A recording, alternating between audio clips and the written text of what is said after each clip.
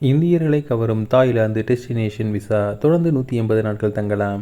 பல ஆண்டுகளாக நீண்ட விடுமுறை, ரிமோட் ஒர்க், ஆரோக்கியம் சார்ந்த தங்குமிடங்கள் மற்றும் பேக்கிங் சாகசங்களுக்கு தாய்லாந்து மிகவும் பிரபலமான நாடுகளில் ஒன்றாக இருந்து வருகிறது. இப்போது நவீன கால பயணிகளுக்காகவே வடிவமைக்கப்பட்டது போன்ற ஒரு விசா மூலம் அந்த நாடு தனது நற்பெயரை இன்னும் வலுவாக முன்னெடுத்து செல்கிறது. டெஸ்டினேஷன் தாய்லாந்து விசா என்று அழைக்கப்படும் இது சுமார் 25,000க்கு கிடைக்கிறது. இந்த 5 ஆண்டுகால மல்டிபிள் என்ட்ரி விசா ஃப்ரீலான்சர்கள், ரிமோட் பணியாளர்கள், தாய் சமையல் வகுப்புகள், ஆரோக்கிய திட்டங்கள் அல்லது கலாச்சார கற்றல் போன்ற செயல்பாடுகளுக்காக தாய்லாந்து செல்லும் நபர்களை இலக்காக கொண்டுள்ளது. எளிமையான சொற்களில் கூறுவதென்றால், நீண்ட காலம் தங்கி உள்ளூர் அளவில் செலவு செய்து வழக்கமான சுற்றுலா பயணிகளை தாண்டி அந்த நாட்டில் அனுபவிக்க விரும்பும் மக்களை ஈர்ப்பதற்கான தாய்லாந்தின் முயற்சிதான் இது.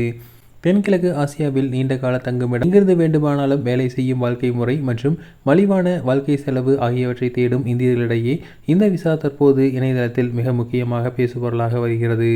டெஸ்டினேஷன் தாய்லாந்து விசா என்பது ஒரு நீண்டகால மல்டிபிள் என்ட்ரி விசா ஆகும். இதுக்கு தகுதியுள்ள வெளிநாட்டினர் 5 ஆண்டுகள் வரை தாய்லாந்தில் தங்க அனுமதி கிடைக்கிறது. சாதாரண சுற்றுலா விசா போல் அல்லாமல் இது ஒரு குறுகிய கால விடுமுறைக்கான மட்டும் வருபவர்களுக்காக உருவாக்கப்பட்டதல்ல. ரிமோட் முறையில் வேலை செய்யும் போது அல்லது ஒரு திறமையை கற்றுக்கொள்ளும் போது அல்லது தாய்லாந்து பவர் செயல்பாடுகள் என்று அழைக்கப்படும் பயிற்சியில் ஈடுபடும் போது நீண்டகாலம் அங்கு வசிக்க விரும்புவதற்காக இது உருவாக்கப்பட்டது. இந்த விசா பயணிகள் ஒவ்வொரு வருகையின் போதும் 180 நாட்கள் வரை தாய்லாந்தில் தங்க அனுமதிக்கப்படுகிறது. அந்த தங்குமிடத்தை மேலும் 180 நாட்களுக்கு நீட்டிக்கவும் முடியும். அதாவது ஒரு வருகைக்கு கிட்டத்தட்ட 1 வருடம் வரை நீட்டிக்க வாய்ப்புள்ளது.